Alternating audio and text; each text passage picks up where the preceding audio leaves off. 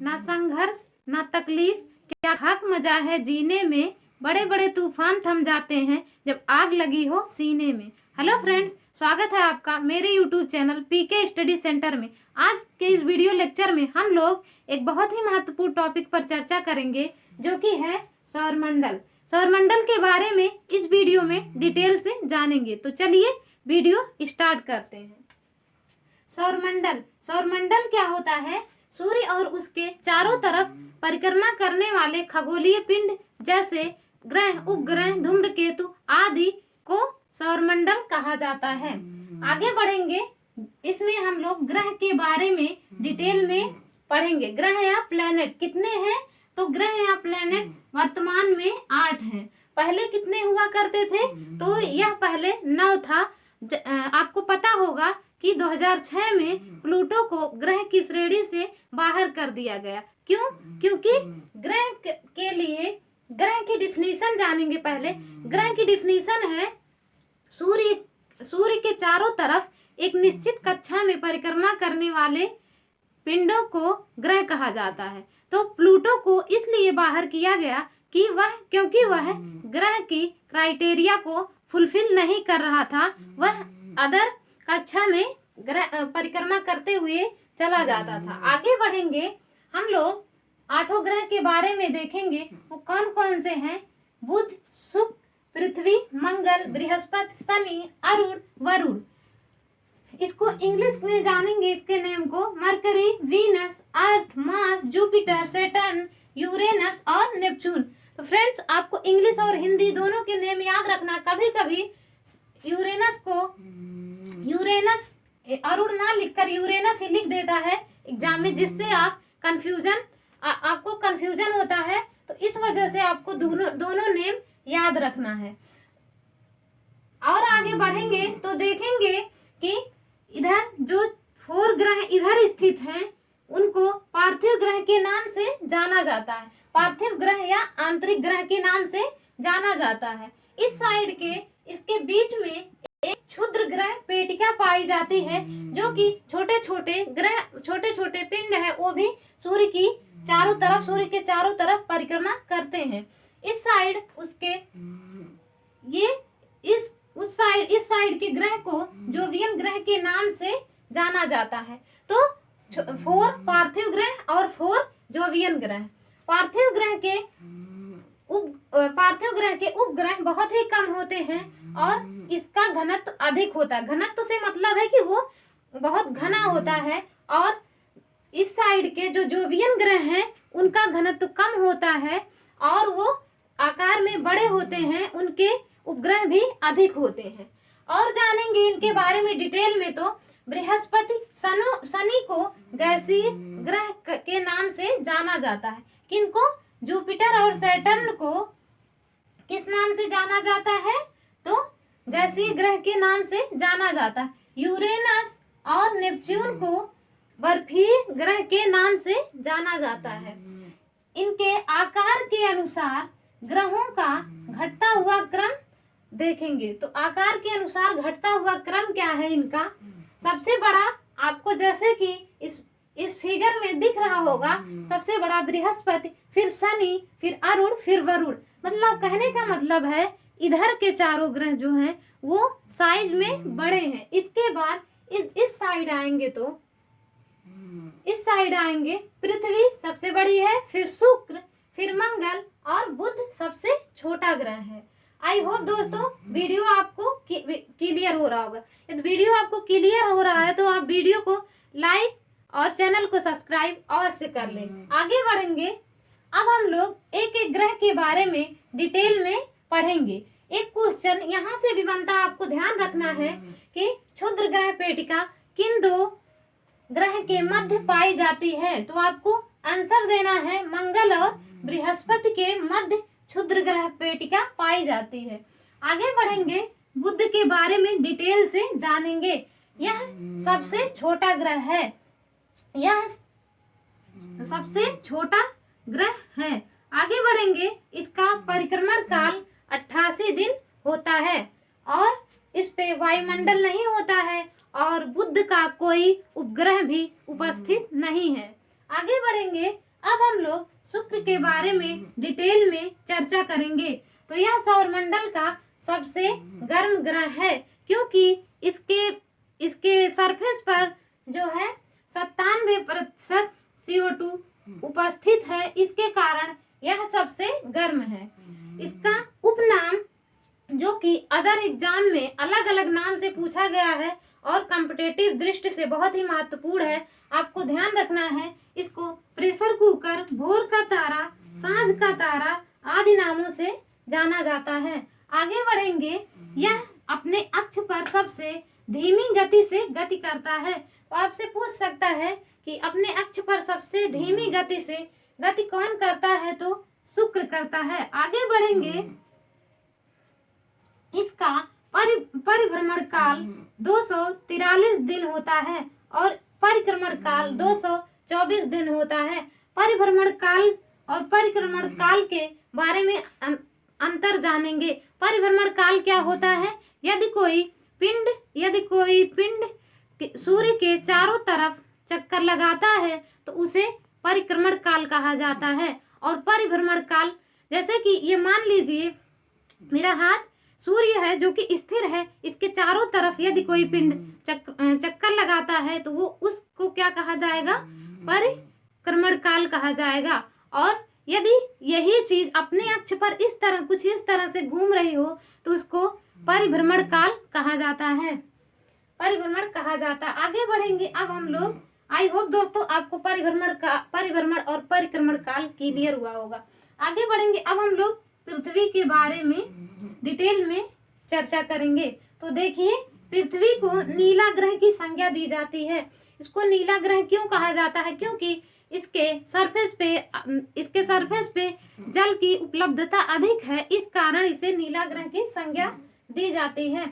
इस पर जल उपस्थित होता है, जैसा कि मैंने बताया, वायुमंडल भी उपस्थित होता है और इसका एकमात्र उपग्रह चंद्रमा है। आपको याद रखना है, पृथ्वी का एक ही मात्र उपग्रह है, वो कौन सा है? चंद्रमा है। इसका घूर्णन 24 घंटा होता है और घूर्णन के कारण दिन और रात होता है। और इसका जो है परिक्रमण काल कितना होता है? तो 365 दिन होता है। इसके परिक्रमण काल के कारण ऋतु परिवर्तन होता है और ध्रुवों पर 6 माह दिन रात का बड़ा या छोटा होना। मतलब कहने का मतलब है, जब यह 365 दिन में सूर्य का चक्कर लगाती है तो इसके कारण ऋतु परिवर्तन होता है। ध्रुवों पर 6 माह दिन और रात होता है और दिन जो छोटे बड़े होते हैं, जैसे कि अभी सर्दी का महीना चल रहा है तो अभी दिन जो है छोटा होने लगा है, तो वो किसके कारण होता है? तो वो पृथ्वी के परिक्रमण काल के कारण होता है। अब हम लोग, आई होप दोस्तों पृथ्वी के बारे में आपको क्लियर हुआ होगा। अब हम लोग मंगल के बारे में चर्चा करेंगे। तो चलिए देखते हैं। आयरन ऑक्साइड के कारण इसे लाल ग्रह की संज्ञा दी जाती है। मंगल पर आयरन ऑक्साइड अधिक उपस्थित है, जिसके कारण इसे लाल ग्रह की संज्ञा दी जाती है। इसके भी फैक्ट मोस्ट इम्पॉर्टेंट हैं, आपको याद रखने हैं। इसका सबसे ऊंचा पर्वत मिक्स ओलंपिया है। ये कई बार एग्जाम में पूछा गया है, मैं इसको स्टार मार्क कर रही हूँ। आपको इसको ध्यान रखना है कि मिक्स्ड ओलंपिया किसका हिस्सा है? तो ये मंगल ग्रह का पर्वत है, सबसे ऊंचा पर्वत है। इसके 2 ग्रह उपस्थित हैं जिनका नाम है फोबोस और डीमोस। क्या नाम है? फोबोस और डीमोस। ये भी कई एग्जाम में पूछा गया क्वेश्चन है। फोबोस और डीमोस किसके उपग्रह हैं? तो ये मंगल ग्रह के उपग्रह हैं। आगे बढ़ेंगे, एक और फैक्ट, एक्स्ट्रा फैक्ट यहाँ ऐड किया गया है, आपको ध्यान रखना है। सौरमंडल का सबसे बड़ा ज्वालामुखी ओलिपस मेसी, क्या नाम है? ओलिपस मेसी, इसी ग्रह पर स्थित है। कौन सा? Olympus Messi. आपको ध्यान रखना है, सौरमंडल का सबसे बड़ा ज्वालामुखी है। अब हम लोग बृहस्पति के बारे में पढ़ेंगे। तो बृहस्पति के बारे में जान लेते हैं। सबसे बड़ा ग्रह है, जैसा कि फिगर में आपको दिख रहा होगा कि बृहस्पति जो है सबसे बड़ा क्या है? ग्रह है। और आगे बढ़ेंगे, इसका परिभ्रमण काल 9 घंटे 56 मिनट है, और जो कि सबसे कम है। कहने का मतलब है जो चीज ज्यादा बड़ा होगा वो घूमने में उतना ज्यादा एरिया कवर करेगा, जिसके कारण इसका परिभ्रमण काल जो है 9 घंटे 56 मिनट है, और जो कि सबसे कम है। आगे बढ़ेंगे, इसके उपग्रह के बारे में देखेंगे। तो उपग्रह इसके कितने हैं? अभी 95 इसके उपग्रह हैं, जिसमें गैनीमेड, यूरोया और कैलिस्टो ईटीसी आदि हैं, और इसके बाद हम लोग आगे बढ़ेंगे। सबसे बड़ा ग्रह गैनीमेड सौर परिवार का भी सबसे बड़ा उपग्रह है, सबसे बड़ा उपग्रह, मतलब कहने का मतलब जो बृहस्पति का उपग्रह है सबसे बड़ा, जिसका नाम क्या है? गैनीमेड। बृहस्पति का सबसे बड़ा ग्रह गैनीमेड पूरे सौरमंडल का सबसे बड़ा उपग्रह भी है। आगे बढ़ेंगे, अब हम लोग शनि के बारे में चर्चा करेंगे। तो चलिए देखते हैं। दूसरा सबसे बड़ा ग्रह है, यह दूसरा सबसे बड़ा ग्रह है, जैसा कि फिगर में आपको दिख रहा होगा। इसके अनेक उपनाम हैं। इसको छल्लों वाला ग्रह भी कहा जाता है। किसको? शनि को और किस नाम से जाना जाता है? एग्जाम में क्वेश्चन बना है तो आपको बताना है कि इसको छल्ले वाला ग्रह भी कहा जाता है। आगे बढ़ेंगे, सर्वाधिक उपग्रह इसी ग्रह के हैं। कितने हैं? जो कि नंबर में 146 उपग्रह हैं, जैसे टाइटन, तेथिस और मीमांसा, ये इसके उपग्रह हैं। इसमें सबसे ज्यादा उपग्रह इसी के हैं। तो एग्जाम में ये भी क्वेश्चन पूछा जाता है कि सबसे ज्यादा उपग्रह वाला ग्रह कौन सा है? तो वो है शनि। आगे बढ़ेंगे, आपको ध्यान रखना है टाइटन इसमें सबसे बड़ा ग्रह है। टाइटन इसमें जो कि 146 जो इसके उपग्रह हैं शनि के, कितने हैं? 146। इसमें टाइटन जो है सबसे बड़ा है। ये टाइटन के बारे में आपसे एग्जाम में पूछा जा सकता है कि वह किसका सबसे बड़ा उपग्रह है। आगे बढ़ेंगे, अब हम लोग अरुण के बारे में डिटेल में चर्चा करेंगे। आई होप दोस्तों वीडियो आपको क्लियर हो रहा होगा, जो कि यह टॉपिक सभी एग्जाम की दृष्टि से बहुत ही महत्वपूर्ण है, तो आपको बहुत ही ध्यान से पढ़ने हैं। आगे बढ़ेंगे अरुण के बारे में। अरुण यह अपने अक्ष पर 97% झुका है। अरुण यहाँ फिगर में मेंशन किया गया है। अरुण अपने अक्ष पे कितने % झुका है? तो इसे यह 97% झुका है। 97% झुका होने के कारण इसको लेटे ग्रह की भी संज्ञा दी जाती है। आगे बढ़ेंगे, उपनाम। इसके अरुण के उपनाम हरा ग्रह के नाम से भी इसे जाना जाता है। क्यों इसे हरा ग्रह की संज्ञा दी गई है, ये भी जानना आपके लिए जरूरी हो जाता है, क्योंकि इसमें इसके सरफेस पर मीथेन गैस की उपस्थिति सर्वाधिक होने के कारण इसे हरा ग्रह की संज्ञा दी जाती है। इसके उपग्रह कितने हैं? तो 27 या 27 उपग्रह अरुण के अभी प्रेजेंट हैं। आगे हम लोग देखते हैं अब वरुण के बारे में। चलिए देखते हैं सबसे ठंडा ग्रह। जैसा कि मैंने बताया अरुण और वरुण को बर्फीय गैस के नाम से भी जाना जाता है, तो वरुण इसमें सबसे ठंडा ग्रह है। आगे बढ़ेंगे, परिक्रमण काल इसका सर्वाधिक 165 वर्ष होता है। किसका? वरुण का परिक्रमण काल जो है वो 165 वर्ष होता है। जैसा कि मैप में दिख रहा होगा, यह सूर्य से सबसे दूर भी है, तो ये परिक्रमा करने में उतना ज्यादा समय लेगा। तो इसका परिक्रमण काल कितना है? 165 वर्ष है।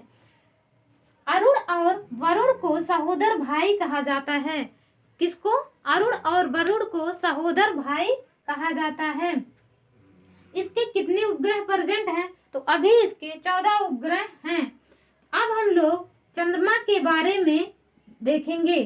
चंद्रमा के बारे में मैंने वीडियो लेक्चर में आपको पहले ही बताया कि चंद्रमा पृथ्वी का एकमात्र उपग्रह है। तो इसके बारे में अब डिटेल में जानेंगे। चंद्रमा के अध्ययन को सेरेनोलॉजी कहा जाता है। क्या कहा जाता है? सेरेनोलॉजी कहा जाता है। आपको ध्यान रखना है, सभी एग्जाम की दृष्टि से बहुत ही महत्वपूर्ण क्वेश्चन है। इसका उपनाम जो कि अगर एग्जाम में पूछा गया है का उपनाम है पृथ्वी का जीवाश्म रात की रानी। क्या नाम है? तो पृथ्वी के जीवाश्म के नाम से भी जाना जाता है और रात की रानी के नाम से भी जाना जाता है। किसको? चंद्रमा को। आगे बढ़ेंगे तो यहाँ मैंने 2 पॉइंट मेंशन किया है जो कि अलग अलग है, आपको ध्यान रखना है। सूर्य का प्रकाश पृथ्वी तक पहुंचने में कितना समय लेता है? तो 8 मिनट 20 सेकंड लेता है। कितना समय लेता है? 8 मिनट 20 सेकंड सूर्य का प्रकाश पृथ्वी तक पहुंचने में समय लेता है। अगला देखेंगे चंद्रमा का प्रकाश पृथ्वी तक पहुंचने में कितना समय लेता है। आपको ध्यान रखना, दोनों में कंफ्यूज नहीं होना है। चंद्रमा का प्रकाश पृथ्वी तक पहुंचने में 1 मिनट 3 सेकंड का समय लेता है। सूर्य का प्रकाश पृथ्वी तक पहुंचने में 8 मिनट 20 सेकंड का समय लेता है। जानकारी के लिए आपको बता दूं कि चंद्रमा के पास प्रकाश नहीं है, वह सूर्य के ही प्रकाश से प्रकाशित होता है जो कि रिफ्लेक्ट होकर हमारे पृथ्वी तक नाइट में पहुंचती है। आगे देखेंगे अमावस्या के बारे में। अमावस्या के दिन अमावस्या के दिन चंद्रमा दिखाई नहीं देती है, जिसके कारण काली अंधेरी रात होती है। किस दिन? अमावस्या के दिन, आपको ध्यान रखना है। अगला है पूर्णिमा के दिन चंद्रमा पूर्णतः दिखाई देता है और पूर्णिमा के दिन चंद्रमा पूर्णतः दिखाई देता है, जिसके कारण पूरी रात उजाला बना रहता है।